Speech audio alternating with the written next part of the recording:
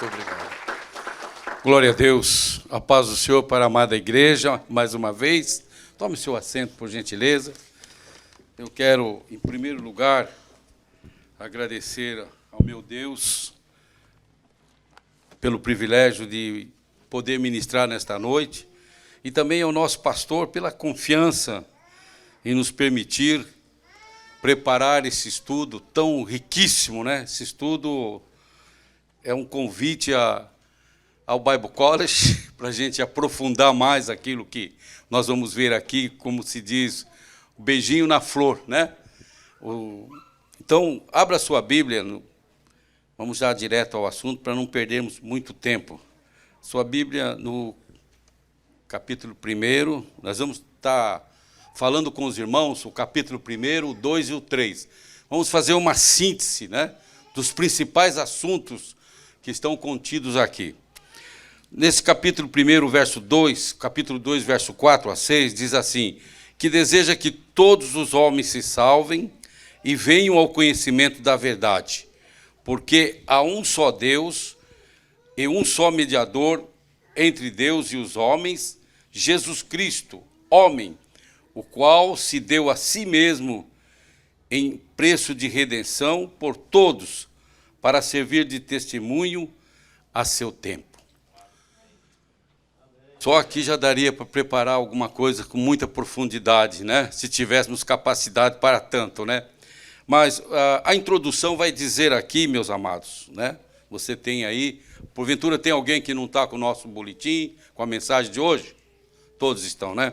Então, a introdução vai dizer, irmãos, que logo após a ascensão do Senhor Jesus, né? Logo após o Senhor Jesus ter ressuscitado e ter ascendido ao céu, culminando com o cumprimento das promessas do Espírito Santo, né? Logo em seguida, o Senhor pediu que eles ficassem em Jerusalém, até que do alto fosse revestido de poder, né? Então, o que aconteceu? Certamente, ali no Pentecoste, né? Certamente os apóstolos fortemente se lembraram das palavras do Senhor Jesus, quando o Senhor Jesus disse, edificarei a minha igreja e as portas do inferno não prevalecerão contra ela, né?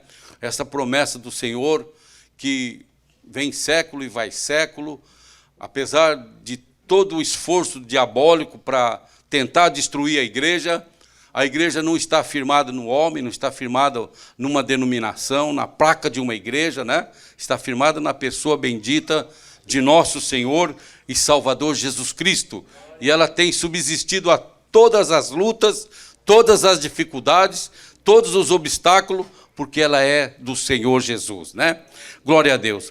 Então, meus amados irmãos, à medida que os dias o Senhor acrescentava à igreja aqueles que se haviam de salvar, né? Através da pregação da mensagem do Evangelho, aumentava também substancialmente o número de fiéis, também cresciam os problemas, né? A saber, as questões de ordem, de firmeza de fé, apostasia de disciplina, conflito entre irmãos, disfusões familiares, heresias e falsos mestres, imoralidade, indecência, insubmissão à liderança, para citar apenas os principais. À medida que a obra de Deus ia crescendo, os problemas cresciam, né? Só que nunca podemos esquecer, e é importante a gente ter isso em mente, que a obra é de Deus, e Deus provê os meios para combater toda essa situação de adversidade. Ele levanta homens, levanta mulheres, pessoas fiéis, pessoas sinceras, que vão se colocar na brecha para ser usado pelo poder de Deus e fazer com que as portas do inferno realmente não prevaleçam sobre a igreja do Senhor, porque ela está edificada na pessoa do Senhor Jesus Cristo. Então, meus amados irmãos, é importante nós termos em mente e nunca esquecer que na sua onisciência, através do Senhor Jesus Cristo, Deus já estava provendo alguém muito especial que seria usado poderosamente para travar batalha contra estas danosas ocorrências e assim manter a igreja edificada, né? para que as portas do inferno não prevalecessem contra elas. Então, quando Deus falou para Ananias, né? Vá, este homem é meu instrumento escolhido para levar o meu nome perante os gentios e seus reis e perante o povo de Israel. Ananias tremeu, né? Porque Saulo de Tarso realmente ele representava o terror, né? Aquele que perseguia, aquele que matava, aquele que mandava prender. Era uma espécie de Alexandre, né? O presidente do Alexandre de Moraes. Era um tipo dele, né? Obviamente, eu não estou me referindo aqui, eu estou me referindo à pessoa do apóstolo Paulo. O apóstolo Paulo, depois do Senhor Jesus Cristo, ele é o nome mais importante do Novo Testamento, né? Todos nós sabemos disso, e sendo vosso corrente e aceito no meio teológico, que ele escreveu 13 cartas, e aí estão relacionadas essas cartas que Paulo escreveu, né? Sendo usado por Deus para, à medida que a igreja crescia, trazer orientação de Deus para esta igreja neotestamentária, né? Então, irmãos, como nós vamos abordar a primeira carta pastoral de Paulo a Timóteo em 2 estudos, no primeiro, os 3 primeiros capítulos, e no segundo, os outros 3 capítulos, vale a pena destacar o reconhecimento que todos têm, os eruditos, né, da Sagrada Escritura, os sábios, os entendidos, os teólogos, etc., né, no tocante que esta carta é um verdadeiro manual divino que orienta a prática pastoral diante dos grandes embates da vida e das tensões da lida ministerial. E assim, por ação do Espírito Santo, a igreja segue edificada pelo Senhor, aguardando o seu arrebatamento. E esta visão espiritual, irmãos, também é válida para os nossos dias, porque você é essa pessoa especial que Deus tem levantado para este tempo, né? Então, veja bem, o que nós queremos dizer aqui? Nós queremos dizer que Deus proveu, na sua sabedoria, Deus proveu aquele que estaria entrando na brecha, para que a igreja continuasse sendo edificada, para que as portas do inferno não prevalecessem contra ela. E tudo isso que Deus fez lá nos tempos apostólicos, também faz nos tempos de hoje. Deus tem levantado a sua vida para você fazer a diferença. Pregar o evangelho de nosso Senhor Jesus Cristo, ser instrumento nas mãos de Deus e colaborar com a edificação da igreja do Senhor na face da terra. Nós somos a igreja do Senhor. E se eu fosse você, eu dava um glória a Deus bem forte. Amém. Bom, quando foi escrita e qual o propósito desta carta pastoral, né? 1 Timóteo foi escrito em aproximadamente no ano 62 a 66 depois de Cristo. Paulo a escreveu para encorajar Timóteo sob a responsabilidade de supervisionar o trabalho da igreja em Éfeso e possivelmente em outras igrejas da província da Ásia. Nesta carta pastoral, meus amados, temos sólidos ensinamentos de como um pastor deve portar-se na igreja de Deus, como lidar com a sedução das falsas doutrinas, como instruir o povo acerca do relacionamento com as autoridades, como enfrentar os falsos mestres que apostaram da fé, qual é o lugar da oração na vida da igreja e como escolher seus líderes, né? Quais critérios devem ser observados. Então, meus amados irmãos, olha que coisa extraordinária. Tudo que nós precisamos saber, tudo aquilo que é necessário para edificar a nossa vida, para nós sermos instrumentos nas mãos de Deus, já está escrito na palavra. O que nós, como crentes e como obreiros, não temos que inventar nada. Se alguém tentar inventar alguma coisa, vai criar heresias. É o que acontece muito aí no mundo. Começa com invenções, acaba entrando por um caminho e disseminando uma doutrina maléfica, que Deus não compactua com isso, né? E é por isso que tudo que nós precisamos saber está na Bíblia. Por esta razão que nós procuramos estudar a palavra de Deus e, mais do que isso, viver a palavra de Deus. Porque a demonstração de que ela nos transformou, nos libertou, nos abençoou e nos dirige é a obediência à sua santa e bendita palavra. Amém?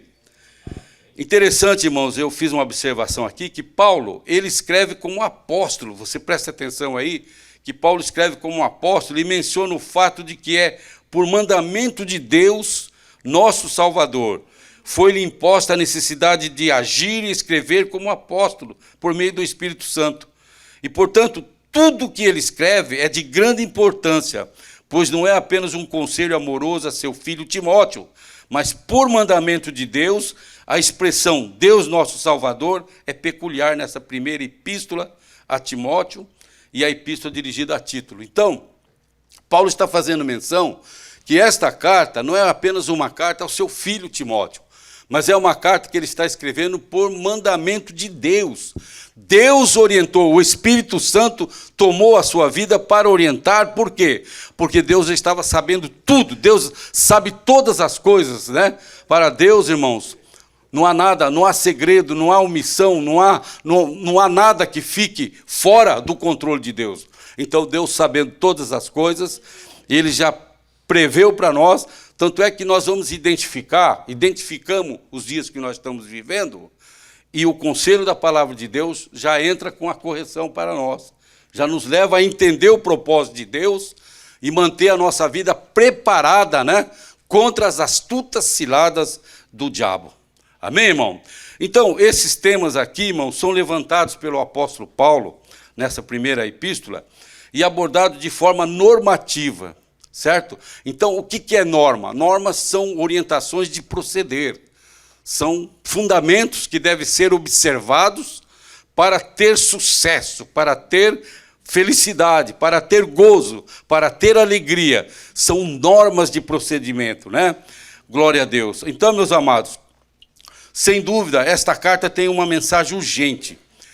Se os pastores, ao observarem os problemas que atacam a igreja hoje, serão enfrentados com a sabedoria de Deus, então nós teremos igrejas saudáveis, fortes e multiplicadoras e, acima de tudo, edificadas na sã doutrina.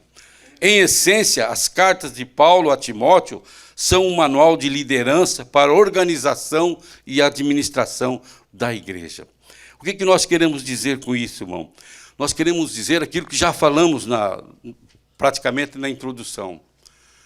Ao pastor, ao ministro, vocês têm observado aqui, né? O nosso pastor, quando trata os assuntos, em primeiro lugar, ele vai orar, ele vai falar com Deus. Não se começa uma reunião na nossa igreja, no nosso ministério, sem levantar a Deus uma oração, sem pedir direção do Espírito Santo de Deus. Em primeiro lugar, irmão, porque Deus, ele tem o controle de todas as coisas. E Deus, através do seu Espírito Santo, ele dá as diretrizes para tratar aquele assunto. Deus descortina aquele problema e traz palavras, né, que atacam o problema de frente e traz a solução para a glória do seu santo e bendito nome. Amém? Amém. Glória a Deus. Vocês estão aí? Amém. Glória a Deus. Então, amados, resumindo, Paulo teve aqui um tríplice propósito ao escrever, né? Ao escrever a Timóteo. Os teólogos alencam aqui, fazem uma lista de 3 coisas, né? O primeiro, exortar o próprio Timóteo a respeito do seu ministério e da sua vida pessoal.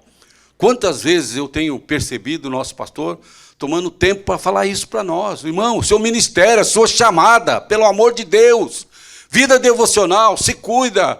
Você não tem vindo aqui nos cultos de quarta-feira para comer palavra de Deus. Aonde está a sua vida devocional? A ACO e também o Bible College, né? A escola dominical. Então, essa preocupação, irmão, é porque o pastor sabe, pela orientação de Deus e pela palavra de Deus que ele ama e que ele tem sido instruído nela, ele sabe que se sairmos fora da orientação de Deus, vamos naufragar.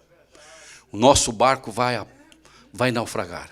Mas se observarmos a palavra de Deus, irmão, pode vir a tempestade, podem surgir os problemas, pode aumentar os obstáculos.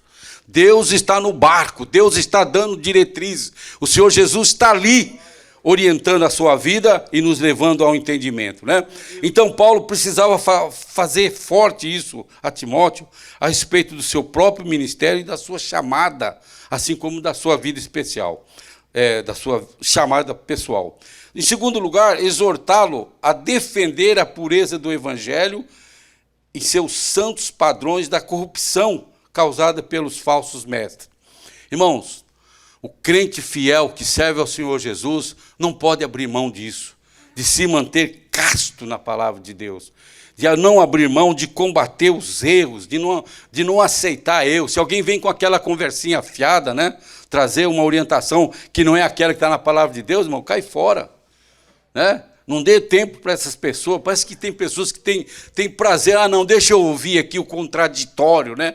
Deixa eu ver como é que essa pessoa pensa. Não, irmão, cai fora. Isso não vai edificar a sua vida. Isso não vai acrescentar a sua fé. Ao contrário, irmão, vai minar a sua fé e a sua resistência espiritual se dermos ouvidos para esse tipo de pessoas que está aos montes por aí, né?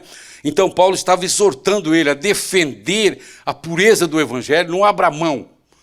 Jesus Cristo salva, Jesus Cristo cura, Jesus Cristo batiza no Espírito Santo e ele voltará para levar o seu povo, para estar com ele na eternidade.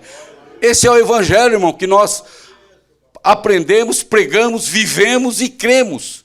Não tem outra forma de sermos e de agirmos, né? Então, meus amados, em terceiro lugar, dar instruções a respeito de vários assuntos e problemas, né? Orientação, como proceder, né?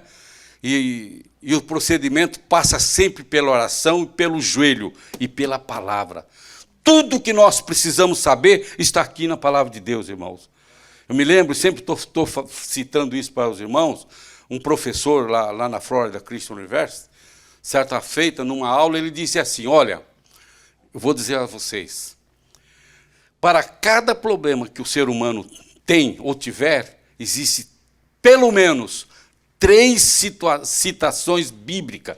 E você vai encontrar amparo em 3 citações da palavra de Deus acerca daquele problema. E eu falei, será que ele está certo, né? Aí eu comecei a estudar isso com afinco, e listava um problema e ia procurar. Irmãos, isso foi no mínimo 3, porque existe muito mais. É o cuidado de Deus, irmão, para com cada um de nós. Deus nos ama e Ele nos quer alegres, felizes, bem abalizados na sua palavra. Amém, irmão? Não é por menos que, segundo os teólogos, né, pastor Joel, existe mais de 8.500 promessas de Deus, né? Se existisse 365, glória a Deus, já estava muito feliz. Agora, 8.500 promessas de Deus, irmão. É coisa linda para a minha vida e para a sua vida. Amém, irmão? Bom, o pregador e escritor Vincent Chang, que é um chinês que vive em Boston há muitos anos, ele e a esposa dele, ele é um defensor da doutrina bíblica, né? Um defensor dos preceitos bíblicos, e principalmente da doutrina apostólica, né? Ele comenta que a Bíblia é uma revelação escrita da parte de Deus e que nós devemos abordá-la como tal, em termos do que Deus decidiu nos dizer e em termos da acurácia. O que é isso, acurácia? Acurácia quer dizer exatidão, precisão e autoridade, entendeu? Não há diferença entre Deus e a Bíblia, né? Então, dizer a Bíblia diz é o mesmo que dizer Deus diz. Aquilo que Deus diz está aqui na palavra de Deus. Quando você abre a palavra de Deus e você lê, é Deus falando com você. Deus falando com você. E há momentos que Deus desenha para a gente entender bem, né? A gente não consegue entender, a nossa capacidade muitas vezes não alcança, e Deus então desenha. Por quê? Porque Ele te ama, Ele nos ama. E Ele nos quer, irmão, em obediência, para que a sua bênção seja sobre a nossa vida e nós possamos caminhar com firmeza nesta terra, né? Amém, irmãos? Então, principais assuntos aqui do capítulo 1. Esse capítulo 1 vai tratar das falsas doutrinas e o evangelho da graça, né? Do verso 3 ao verso 11, aí na sua Bíblia, vai tratar especificamente isso, sobre falsas doutrinas e o evangelho da graça. E os versículos que eu pensei aqui para o estudo é: como te roguei quando parti para a Macedônia, que ficasse em Éfeso, para advertires alguns que não ensinem outra doutrina, nem se deem fábulas ou genealogias intermináveis, que mais produzem questões do que edificação de Deus, que consiste na fé, como assim eu faço agora. Aqui, irmãos, Paulo, ele lembra o motivo pelo qual Timóteo ficou em Éfeso, né? Para que não ensine outra doutrina do Evangelho. Fique atento aí, ó. Esteja atento, esteja ligado. Não permita que se ensine outra doutrina daquela que você tem aprendido, daquela que tem sido assinado. Seja atento, né? E aí, meus amados, ele também falou que para que os irmãos parem de perder tempo com filosofias e fábulas que só trazem discussões, né? Filosofias e fábulas. Então, olha só, irmão, você ainda se lembra do porquê Deus lhe plantou aqui no Ministério do Belém? Você se recorda por que Deus te trouxe para cá e tem te mantido aqui? Você recorda? É para que você seja um expoente do Evangelho. É para que a graça de Deus abunde, superabunde na sua vida. É para que você, ao abrir da sua boca, o Evangelho de Deus seja transmitido de uma forma poderosa e as vidas sejam alcançadas. Para que o seu testemunho seja genuíno e para que a sua vida e a minha vida também, obviamente, sejam autênticas. Tenhamos vidas autênticas no altar de Deus, para que o nome do Senhor seja exaltado, né? Então, meus amados, se nós prestarmos bem atenção aqui ao contexto do que Paulo falou, o apóstolo não está escrevendo que fábula, ou seja, criar uma narrativa, ou uma história, ou dar um testemunho, seja uma ferramenta ruim. Mas o que ele está condenando aqui é que as pessoas estariam se apegando a estas fábulas como se elas fossem um fim ou a verdade em si mesmas, né? Em outras traduções, ao invés de fábulas, você vai encontrar mitos e lendas, o que parece fazer mais sentido, né? Como ele fala da doutrina no versículo 3, eu leria essa passagem assim: nem se deem as doutrinas fantasiosas, mitos, lendas ou as genealogias, né? Então, às vezes, a pessoa se prende a tanta coisinha, tanta historinha assim, né? Existem histórias que são fundamentais, como, por exemplo, a Bíblia apócrifa, aqueles livros que não foram canonizados, que não foram reconhecidos, né? E tem histórias ali extraordinárias que servem para nós conhecermos a história do povo de Deus através dos tempos. Mas, de repente, você se prender a um texto, àquela época, e trazer aquilo como uma base fundamental e esquecer daquilo que está consignado na palavra de Deus, pode e normalmente nos leva ao erro. Amém? Amém? Bom, no final da declaração, dessa declaração de gratidão, aqui agora eu estou falando da gratidão de Paulo pela misericórdia de Deus, né? Que está nos versículos 12 ao 17. Paulo disse assim: dou graças ao que me tem confortado a Cristo Jesus, nosso Senhor, porque me teve por fiel, pondo-me no ministério. A mim, que no outro tempo era blasfemo, né? E perseguidor e insolente. Mas obtive misericórdia, pois o fiz na ignorância e na incredulidade. Interessante que Paulo aqui ele expressa a gratidão do seu coração nesse texto escrito para Timóteo, irmãos. Ele dava graças pelo privilégio de Deus ter confiado um ministério para ele, né? Mesmo sendo uma pessoa terrível, que perseguia, torturava, nós conhecemos a história dele, né?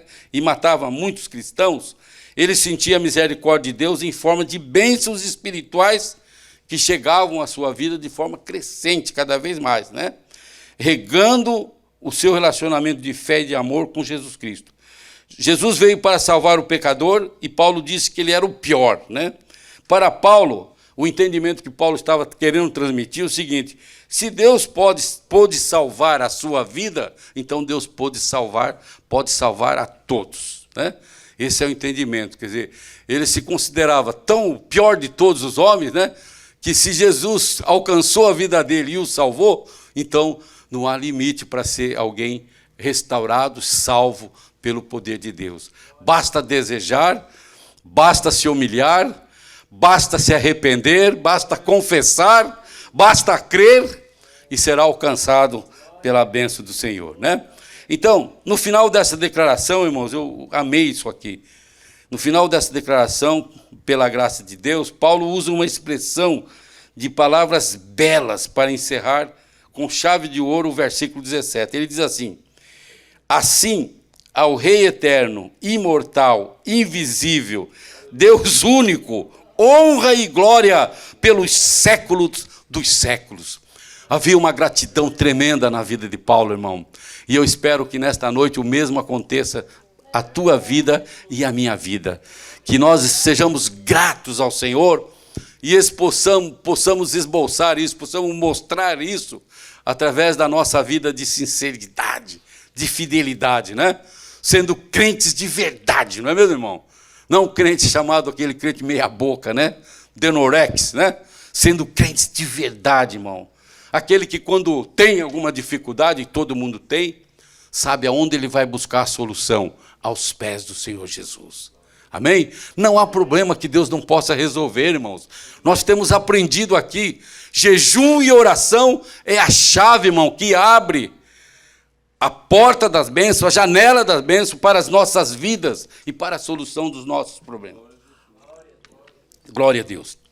Bom, a responsabilidade de Timóteo, irmão, o próximo tópico, subtópico aqui, está do verso 18 a 20 do capítulo 1.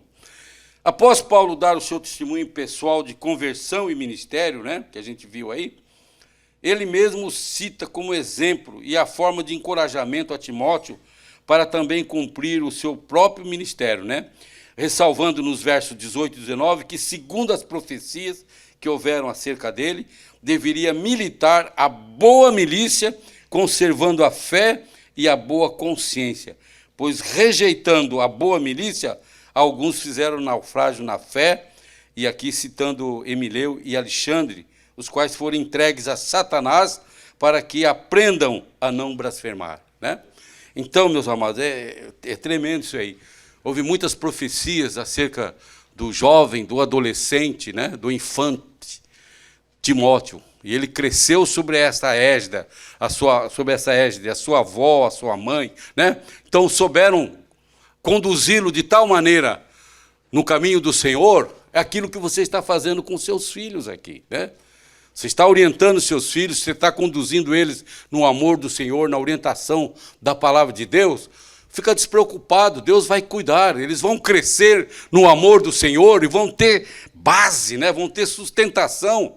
Quando chegar a adversidade, eles vão lembrar do Deus maravilhoso que eles servem e adoram e ver a mão do Senhor operar nas suas vidas, né?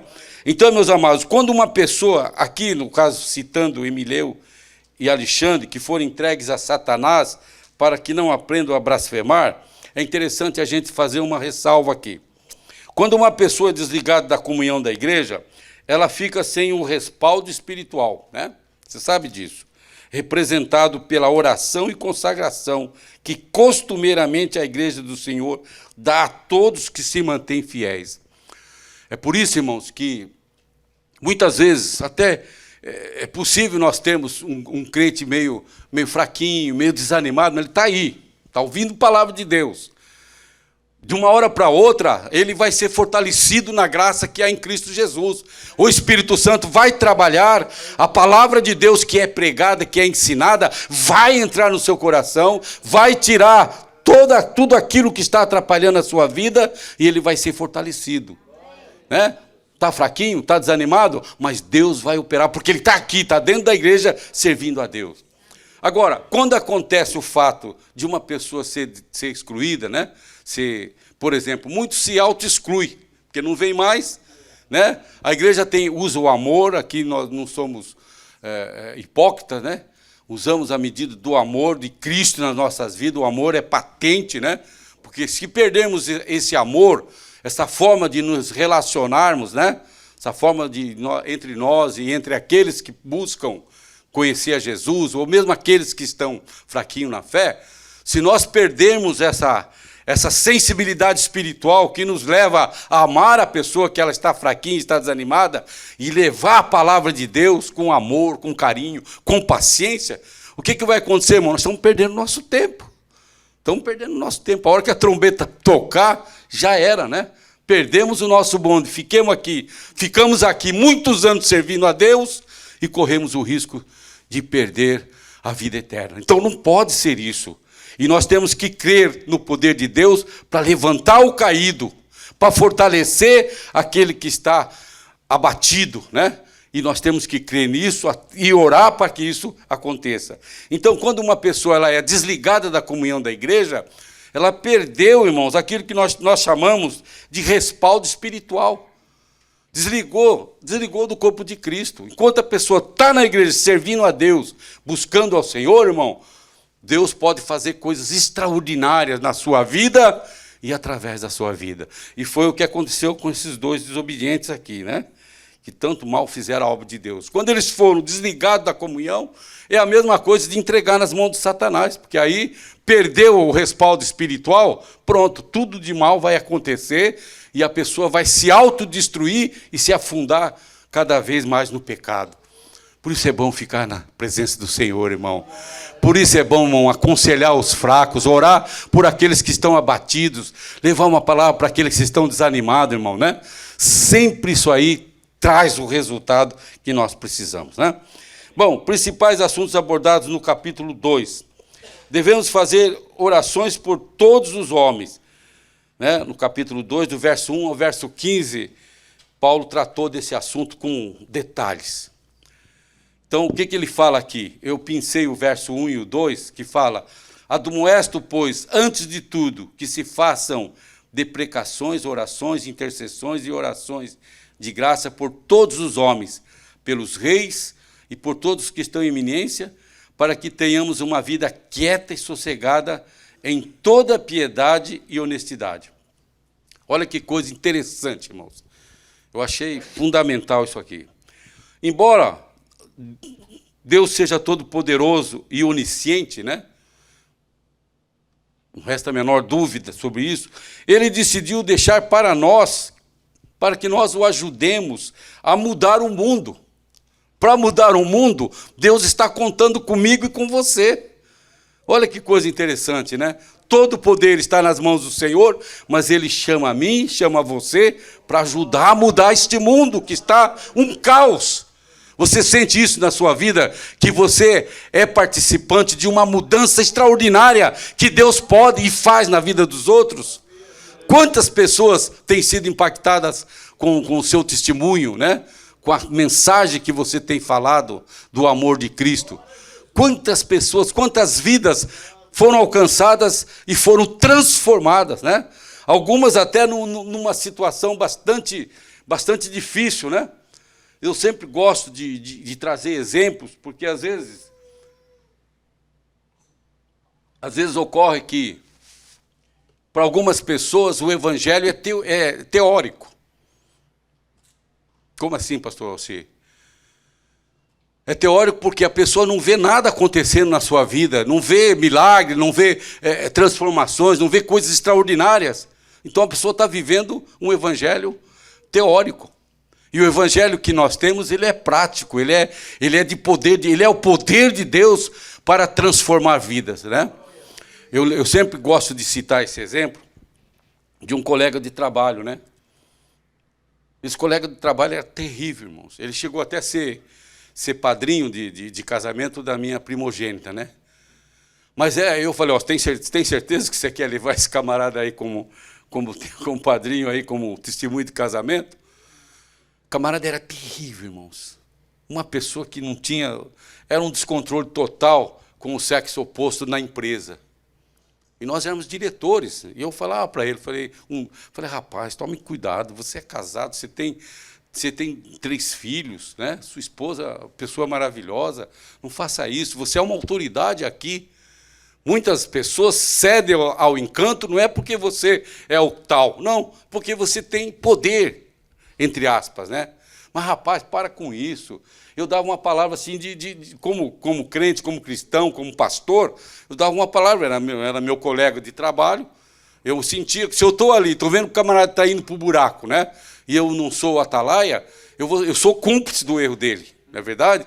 E como quem diz, eu não estou nem vendo, não estou nem aí, deixa eu dar as costas para esse problema. Não, irmãos, você está vendo, você está sabendo o que está acontecendo. E cadê a palavra de Deus na tua boca para ajudar a mudar aquilo? E um dia, eu cheguei na minha sala, no meu escritório, dobrei meu joelho, como fazia costumeiramente, eu sempre cheguei muito cedo, né? Orei, o Espírito Santo falou para mim, vai lá e diga assim, assim, assim, assim para ele. Aí eu fui lá e falei, olha, é o seguinte, mas falei tudo que eu tinha que falar, mas com autoridade. Sabe quando você fala com autoridade de Deus? Porque eu, na minha forma humana de ser, jamais eu chegaria para ele e daria aquela coisa contrastado assim, né? Ele levantou na mesa, deu um soco na mesa, falou, o que você está pensando, rapaz? Só porque você é pastor? Você acha que você pode entrar aqui na minha sala e falar tudo isso que você está me falando? Põe aqui daqui para fora. Põe daqui para fora, vai tomar teu rumo, rapaz. Mas me xingou, que não foi brincadeira, né? Eu fui lá para a minha sala chorando, dobrei meu joelho e falei, Jesus, está vendo? Eu tinha certeza, Jesus, que ia acontecer uma coisa dessa com esse infeliz, né? Tinha certeza, Jesus, né? Fiquei muito triste, porque eu estava levando uma palavra, sendo portador de boas novas para ele. E ele podia ver que eu, ali como cristão, eu dava um exemplo de fidelidade para Deus, né? Bom, ficamos 3 meses de mal, como se diz, de mal, né? Quando ele vinha, eu confesso para os irmãos, quando ele vinha de um lado, eu passava do outro e fazia de conta, né, para não ter que encontrar cara a cara. Eu falei, Jesus, eu sou um crente, não posso fazer isso, mas eu tenho que ser sincero, irmão. Eu fiquei muito triste, muito magoado, né? Deus, falei, o Senhor mandou eu ir lá, eu fui, Senhor. E agora, ó, esse camarada aí, né? Passou uns 3 meses, nós ficamos assim meio, né? Um dia ele entra na minha sala e abre a porta, assim, eu levei um baita de um susto, porque eu até pensei, falei, que coisa, nunca ninguém entra na sala do outro sem bater primeiro, né? Falta educação em primeiro lugar, né? E ele não, abriu a porta e falou, auxílio. Levei um susto assim com a cadeira, você quer ir para os Estados Unidos comigo, né?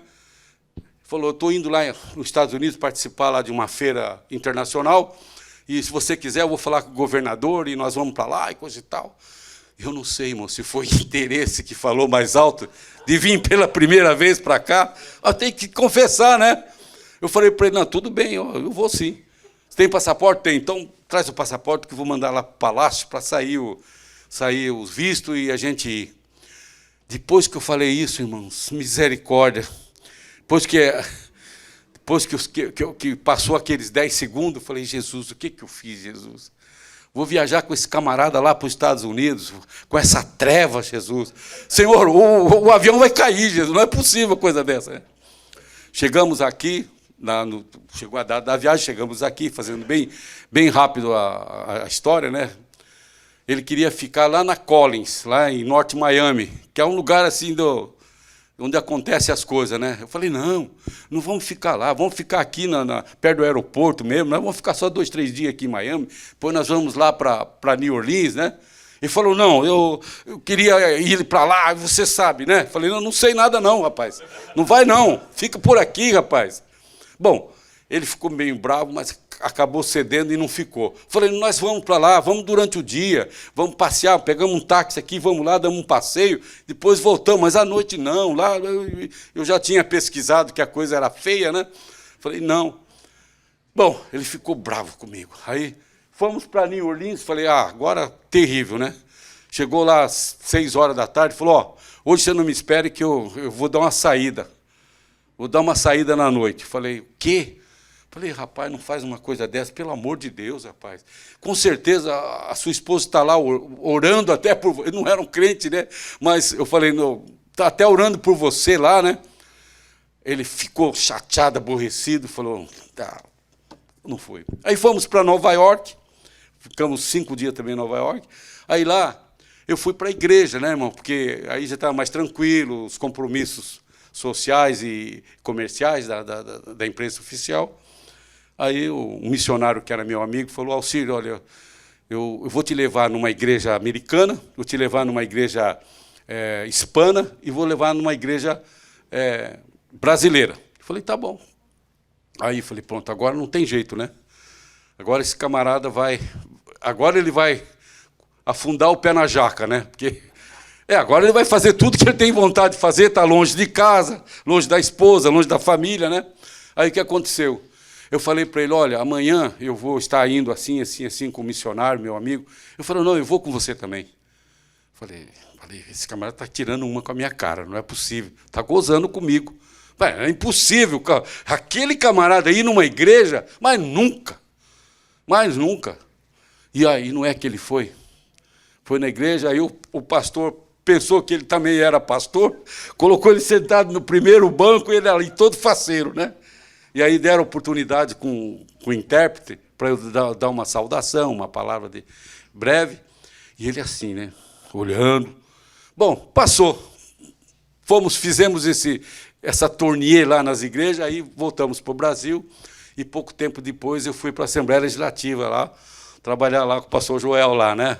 Vamos trabalhar lá na Assembleia Legislativa, e me desliguei do camarada por completo. Falei, graças a Deus, essa treva aí, né? Falei, não estou nem aí, né? Bom, aí eu já tinha saído de lá, já tinha vindo para cá, já tinha passado já uns 6, 7 anos. Um dia o telefone toca aqui, morava aqui em Deerfield, o telefone tocou, a Ruth atendeu, falou, é do Brasil, é do Brasil. Falei, do Brasil? Falei, é. Aí eu falei, tá bom. Aí perguntou, é da casa do Alcir Florentino dos Santos? Falei, é. A Ruth falou, ele está. Aí, quando eu peguei a mão no telefone, pastor Joel já conhece essa história, ele começou a chorar que nem criança, né? E eu tenho muita facilidade para identificar a voz. Aí eu falei, fulano, é você? Falei, sou eu. Quando ele pôde parar de falar, falei, o que está acontecendo, né? Falei, será que morreu a esposa? A gente já pensa no pior, né? Ou algum dos filhos. Aí ele falou, eu estou te procurando que nem doido. Falei, pensei comigo, não estou devendo nada para ele, está me procurando para quê e por quê? Aí ele falou, faz 7 anos que, depois que a gente voltou, ele falou, depois que a gente voltou dos Estados Unidos, que você foi lá para a Assembleia Legislativa, a minha vida se transformou um inferno. Falei, meu Deus, a vida se transformou um inferno? Eu não comia, não bebia, não dormia, fiquei desesperado, só vinha aquelas palavras que foi falado lá naqueles 3 cultos que eu fui com você, de dia, de noite, dia, de noite. Resumindo, eu fui para os pés de Jesus, aceitei Jesus, passei pelo batismo nas águas, fui batizado com o Espírito Santo, fui para o seminário e hoje eu sou um pastor, né? Sou um pastor pregando a palavra e vivendo esse evangelho que transforma e que liberta.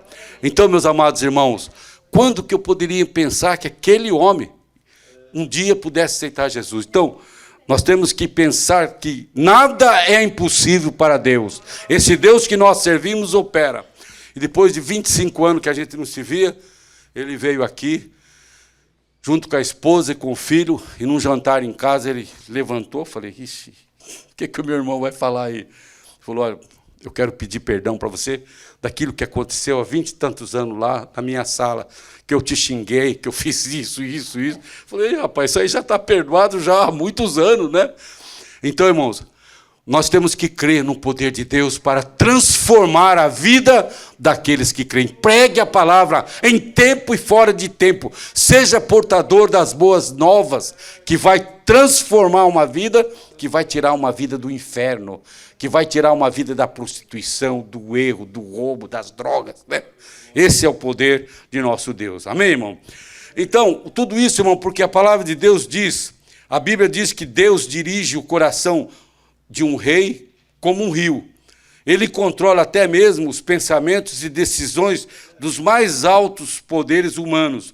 Através do apóstolo, ele nos instrui a orar por todos aqueles que estão em autoridade, para que possam conhecer e obedecer a Deus.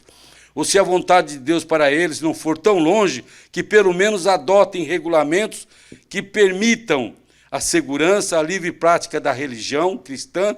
Isso nos lembra de orar pelos governos em outras nações para que não maltratem o seu povo, especialmente nossos irmãos e irmãs em Cristo, né?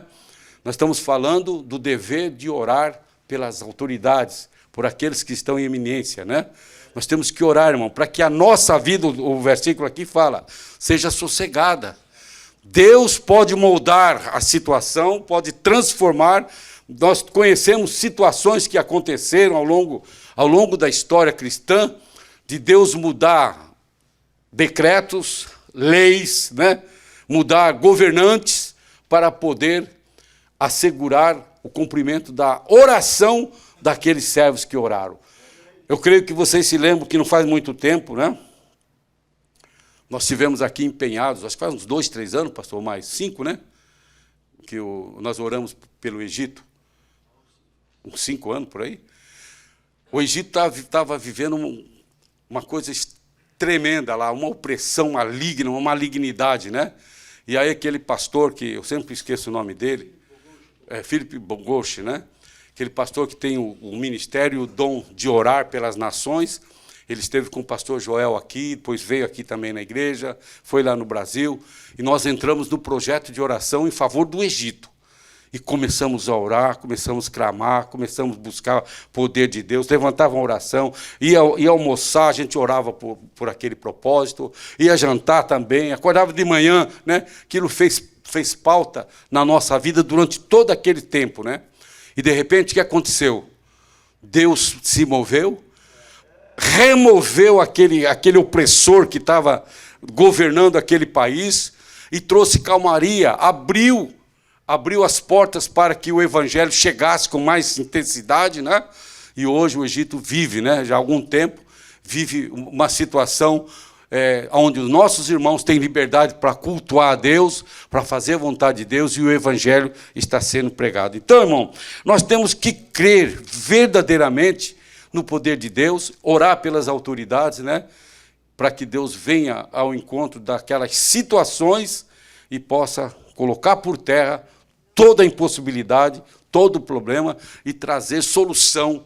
Não há, como eu disse, vou repetir mais uma vez, não quero ser cansativo, mas não existe problema para Deus, né? Tudo é possível aos que crerem. E se você crer, verás a glória de Deus, né? Então, meus amados irmãos, as orações devem ser feitas em todo lugar, né? E o exemplo deve vir dos homens. 1 Timóteo 2,8 diz: quero, pois, que os homens orem em todo lugar, levantando mãos santas, sem ira nem contenda, né? Paulo não abre mão disso, de que o homem deve ser o primeiro a dar o exemplo, pois Deus requer primeiro do homem e depois da mulher, como foi no jardim do Éden, né? Vocês se lembram lá de Gênesis capítulo 3, verso 9? E chamou o Senhor Deus a Adão e disse: onde estás, né? Deus se dirigiu ao homem. Fazia todo sentido, irmão, o aconselhamento de Paulo aqui, falando que essa oração tinha que iniciar pelos homens. Por quê? Porque a cidade de Éfeso era matriarcal, você sabe dessa história, né? Tinha a mulher como prioridade em tudo, por causa do templo da deusa Diana e suas sacerdotisas, né? Parece que nós já estudamos isso quando vimos a carta aos Efésios, né? Por isso que também que Paulo insiste que o homem deve assumir o seu papel como chefe, líder da família, e nós devemos lembrar que isso não significa dar ordens, pelo contrário, significa, sim, dar exemplo, né? Nós temos que ser o exemplo no nosso lar. Vejam quantos casamentos a gente, olhando a vida social de muita gente, a gente vê, não que a gente queira olhar essas coisas, mas é notório, né? Quantas crianças que têm a sua infância prejudicada por causa de homens que não dão exemplo, né? São imorais, irresponsáveis e presunçosos. Se Paulo estivesse proibindo aqui, onde a mulher atuar na igreja, irmão, ele estaria caindo em contradição quando envolve as mulheres no capítulo 3, falando de ministros, né? E também em Romanos, capítulo 16, nós vemos Paulo fazendo recomendações a várias irmãs que ajudaram na obra, né? Que foram bênçãos na obra de Deus, o reconhecimento por essas irmãs. Não há nada na Escritura, é bom a gente ter sempre isso em mente, que proíba a oportunidade do aprendizado às mulheres. Elas devem ter acesso aos ensinos bíblicos. Agora, contudo, a Escritura, de fato, proíbe-as de assumir posições de autoridade na igreja, né? Isso não significa que as suas oportunidades de ministério sejam muito limitadas, mas apenas que a sua influência oficial é restrita ou restringida, e que a obra do ministério que realizam deve ser feita sob a supervisão de liderança masculina, né? A esposa não pode ser a cabeça no lar sobre o marido, mas ela tem tremenda liberdade enquanto agir sob a autoridade do marido, né? É um princípio, e esse princípio é similar à casa de Deus, né? Amém, irmãos? Glória a Deus. E, por fim, para terminarmos, né, o capítulo 3, que estamos fazendo aqui, pensando alguns tópicos, vai falar sobre os líderes da igreja, os deveres dos bispos e dos diáconos, né? No capítulo 3, do verso 1 a 13. E eu pensei aqui o verso 2 e o 8. É necessário, pois, que o bispo seja irrepreensível, marido de uma só mulher, moderado, sensato, respeitável, hospitaleiro, apto para ensinar. Os diáconos igualmente devem ser dignos, homens de palavra, não amigos de muito vinho, né? E nós aqui do Ministério do Belém, de nenhum, né? Não é de muito, é de nenhum, né? Nem de lucros desordenados, como nós temos sido ensinados, né? Ao príncipe não convém, né? É incompatível com o príncipe. Nós somos príncipes na obra de Deus. O álcool, a bebida alcoólica, a bebida forte, né? Por isso que nós aqui, nem pouco nem muito, nada. Coloque essa palavra no seu vocabulário aí. Nada, né? Amém? Então, Paulo orienta aqui Timóteo sobre a separação dos ministros, né? E nós aqui, no nosso ministério, irmãos, nós seguimos a orientação apostólica, né?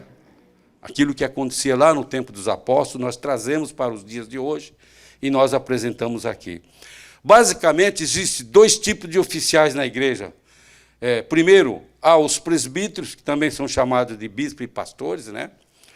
Eles são homens maduros e instruídos, cuja tarefa principal é o ensino, mas que também são responsáveis pelas decisões administrativas mais importantes da comunidade. Em conexão com isso, eles têm autoridade para reforçar os mandamentos apostólicos com respeito e disciplina eclesiástica, né? E, segundo, os diáconos, que são os assistentes e servos da igreja, né? As demais atribuições, os demais afazeres. Eu confesso para os irmãos, o melhor período da minha vida foi a época que eu fui diácono, irmão. Nossa, como era gostoso, viu? Era gostoso, pastor Joel, que o senhor conheceu o pastor Ataíde, aquele que trabalhava com instrumentos, né, musicais, ele era o nosso pastor-presidente. E eu era secretário da igreja já naquela época, e muitas vezes eu chegava na igreja e via o banheiro que estava daquele jeito, eu arregaçava a manga e já ia cuidando das coisas do banheiro, né, deixando em condições para que os irmãos que iam chegando pudessem encontrar tudo em ordem. E muitas vezes ele ia lá no banheiro e me chamava, rapaz, vai lá para a secretaria, deixa aí, o outro vai fazer esse trabalho, cuida lá, senão você vai fazer esse serviço aqui e vai descuidar do outro lá. Falei, não, pastor, é que os irmãos vão começar a chegar e não podem encontrar. Não, vai lá cuidar do que é, né? Então era o zelo que ele tinha e o zelo que o diácono tem. O diácono não precisa ser mandado, irmão. Quando ele chega na igreja, ele já te dá uma geral, né? Ele liga assim o seu olhar 33 e dá uma geral e percorre todas as dependências da igreja e vê o que está fora, né? O que não está bem, ele já vai acertar. Não precisa o pastor chegar, ô irmão, você não está vendo lá? Não precisa fazer nada disso, irmão, porque isso faz bem, a gente se sente tão feliz de estar atuando na obra de Deus, estar exercendo esse trabalho extraordinário, né? Então, meus amados irmãos, hoje, para a igreja bíblica, esses papéis são essencialmente os mesmos, né? Os presbíteros e pastores devem pregar a palavra a tempo e fora de tempo, admoestar, repreender, exortar, com toda a longanimidade e ensino. A palavra de Deus fala isso, né? E os diáconos, como eu disse, devem cuidar de tudo mais, né? E quando a palavra de Deus diz, a ninguém imponhas a mão precipitadamente, as mãos nem participe do pecado alheio, conserva a ti mesmo puro, significa o modus operandi dos apóstolos, adotar o modo de procedimento que se adotava lá, né? E não colocar precipitadamente a mão para consagrar alguém. Não, aqui não se tem pressa com isso, não. Primeiro a pessoa é provado, né? É provado se está produzindo fruto, tem vida espiritual, tem vida no altar, não se preocupe. Aquilo que Deus tem reservado para você vai chegar no tempo de Deus. Não force a situação. Ô pastor, o senhor não acha? Eu já estou há tanto tempo neste cargo. Lá no Brasil, alguns até mandavam carta para o pastor. Pastor, eu já estou aqui há tanto tempo, fazendo a mesma coisa. Irmão, é sinal que você não está fazendo bem o que você faz, né? Faz a mesma coisa, mas não faz bem, porque se você estivesse fazendo bem aquilo que você estava fazendo, chegou o momento de ir para um step, né? que Deus vai colocar, é Deus que promove, é Deus que faz, né? E quando a gente pensa que é promoção, irmão, não. Você vai descer mais ainda, porque aí você vai ser servo de todos, né? É como o pastor Joel sempre fala, que é ser servo de todos. Por enquanto, quando você tem uma determinada função, você é servo de alguns. Mas quando você ascende ao ministério, você se torna servo de todos, né? Então, irmãos, nós do Ministério do Belém não abrimos mão do modus operandi dos apóstolos e nos baseamos aqui, né? Primeiro, deve ter pelo menos 3 anos como membro da igreja, né? E uma das recomendações bíblicas de Paulo para a ordenação de presbítero é que esses não fosse neófito, né? Ou seja, novo na fé. Alguém muito novo na fé, está começando a andar agora, né? Ainda não firmou os pés, né? O pescoço ainda está mole, tem que colocar, o pescoço tem que endurecer para carregar o balaio, né? E então, irmãos, outro sim, deve ser batizado com o Espírito Santo, né? A Assembleia de Deus é uma igreja pentecostal, claro, e nós acreditamos na atualidade dos dons do Espírito. Então, entendemos que no batismo do Espírito Santo é um revestimento de poder que capacita o crente para fazer a obra do Senhor com fé e ousadia, né? É indispensável, irmão, sermos batizados no Espírito Santo, né? Receber esse poder de Deus que nos impulsiona, né? A falar no nome do Senhor com autoridade, né? É a orar pelos enfermos na autoridade do Senhor, né? Expulsar os demônios na autoridade do Senhor, né? Então, precisa ser batizado, precisa crer no batismo, nos dons, né? E receber isso para a sua vida espiritual, né? Não abrir mão disso. Tem pessoas que vai passando ano, eu já não peço mais. Não, irmão, pelo amor de Deus. Não é batizado, busque. Porque a promessa de Deus, Atos 2,39, a promessa de Deus é para todos. Estejam perto, estejam longe, essa promessa de Deus é para todos aqueles que são chamados pelo Senhor, né? E outro sim, deve ter pelo menos o curso básico de teologia, né? Para estar fazendo parte. Por quê, irmão? Porque não dá para ensinar qualquer coisa, não, né? Tem que aprender para poder ensinar. E o curso básico de teologia é onde fala sobre as doutrinas fundamentais da fé cristã, né? Aprender as doutrinas fundamentais para não se enroscar aí quando alguém fizer uma pergunta daquelas meio capciosas, né? Deve ser casado e ter uma carta da esposa, né? Ter casado e ter uma carta da esposa atestando a sua conduta cristã, né? Porque muitas vezes a pessoa é um santo na igreja, mas lá em casa como é que é? Um carrasco, né?